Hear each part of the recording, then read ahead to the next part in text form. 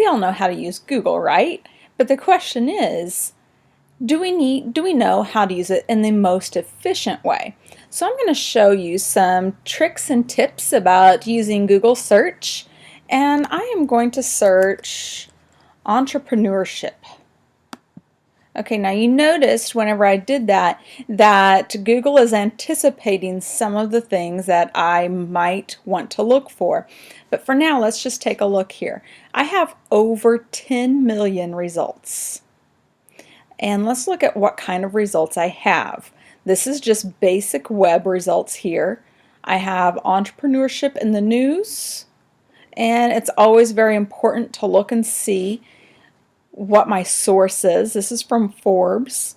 And then going on down here, I've got more web results, and then images, and then in-depth articles. A lot of the times, this is where you're going to see things from Forbes and journals like that. So those are good to be paying attention to. And then also down here, I have searches that are related.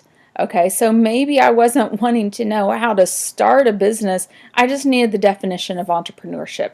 Okay, so those kinds of things are there. Let's say that I am a student and I am tasked with finding out some of the needs that entrepreneurs have, and maybe I'm going to put this into some kind of a report, or I'm going to create a video or an advertisement or something like that. Whenever I come here and see that I've got 10 million results, that can be overwhelming, and then also that could be something that is going to give me irrelevant information. So what we should do is teach our kids how to use the search tools. So if I click right here, and then I want you to take a look at my options that I have. First of all, let's go over here to this one. Google is seeing that I am nearby Joplin, Missouri. I live in southwest Missouri, and although I'm not in Joplin, I am nearby there. So if I am getting news, it's probably going to be coming through local places like local universities or some of my local newspapers. Right over here where it says anytime, I can change the time that the article or the information was written. So let's just say I want to look at the past year. The year is wrapping up, and so we might be able to look at how entrepreneurship has been going in the year 2014, maybe how many startups there have been in the year 2014. Okay, so you can see here I've got some different options already. Again, I've got that same article that was there just a few minutes ago, and notice that that article was written 2 days ago.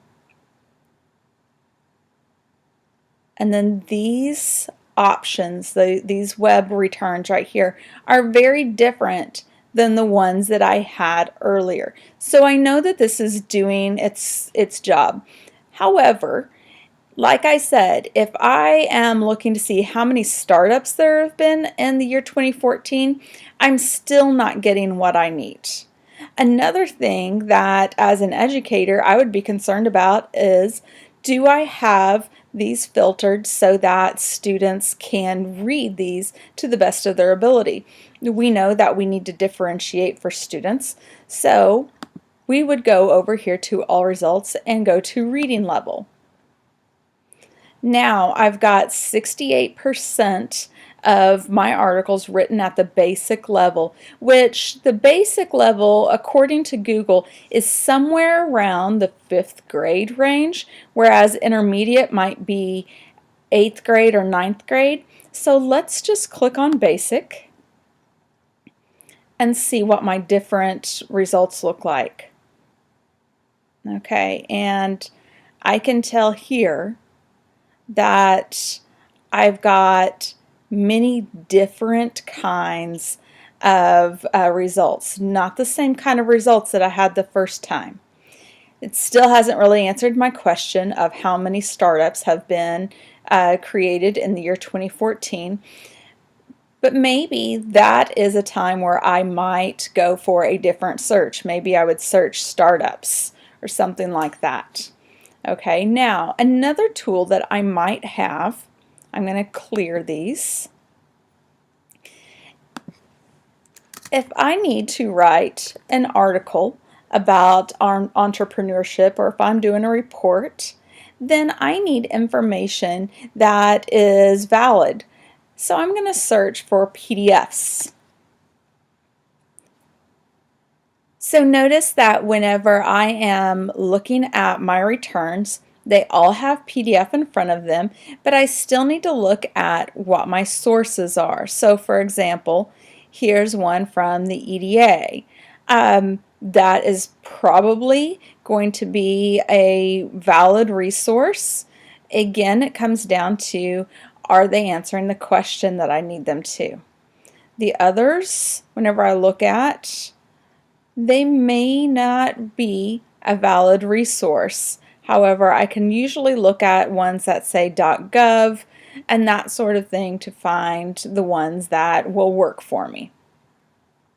Maybe I'm an educator and I need to teach about entrepreneurship, and so I can search .ppt and I can find all sorts of PowerPoints about entrepreneurship. And then one other thing that I think that we all need to be aware of is Google Scholar. It's scholar.google.com. And again here, I'm going to type in entrepreneurship and search. And then you notice here that these are all resources that are coming from peer-reviewed journals.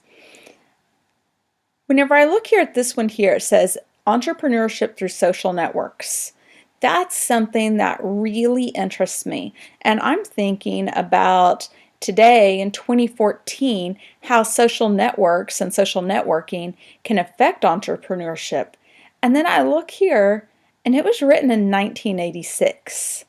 Okay, so now I've got that whole educator thing going on of, oh, let's compare what social networking in 1986 was like compared to 2014. But again, that's getting me off topic.